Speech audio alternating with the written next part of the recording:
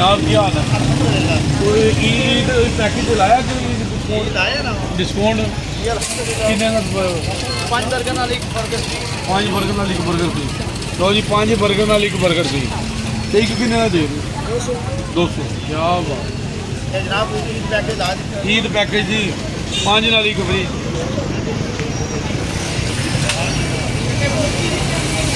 Yes,